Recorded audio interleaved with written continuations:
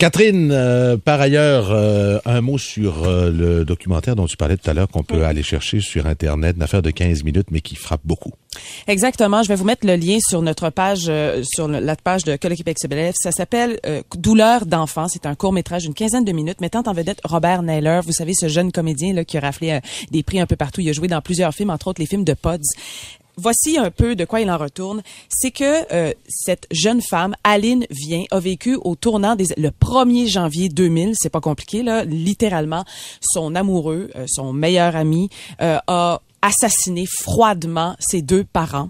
C'était dans la région de Mont-Tremblant. Ça a fait les nouvelles, bien sûr. À cette époque-là, ça a bouleversé tout le monde. Il avait que 17 ans. Et cette semaine est arrivé le drame de Trois-Rivières, puis le drame de Terrebonne. Et tout à coup, Aline Vien et son conjoint Pascal Chaumont, qui ont co-réalisé le court-métrage, se sont dit, au risque de ne pas pouvoir le présenter dans des festivals, parce qu'habituellement, on peut pas le mettre en ligne, on va le mettre en ligne. Il faut donner, il faut parler de ça. C'est important. C'est un sujet vraiment crucial. Et comme ils l'ont vécu de l'intérieur, je trouve que c'est hyper parlant. Et allez voir les commentaires des gens. Là, pour l'instant, il y a 2600 personnes qui ont vu. J'espère que vous serez beaucoup plus à aller visionner ça.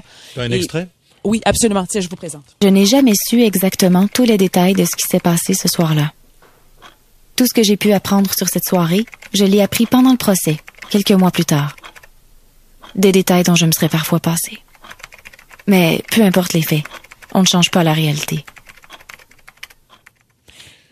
Et le court-métrage est comme ça, c'est-à-dire qu'on comprend, on est avec Aline Vien, la vraie Aline Vien, qui revient sur les événements et elle a appris, elle aussi, comme tous les amis, de quoi ce qui se passait réellement dans la tête de son ami, qui était aussi son amoureux, et il vivait de graves troubles de la personnalité qui sont pas si rares que ça. Alors, c'est une affaire de 15 minutes, mais vous aurez là-dedans des extraits qui sont... Enfin, on aurait pu vous les diffuser ce matin, mais on trouvait que c'était pas du tout à propos un dimanche familial, tout ça, mais allez écouter ça et vous serez... époustouflé par la dureté de la patente, mais ça doit être vu. Oui, c'est ça. Merci Catherine Richer.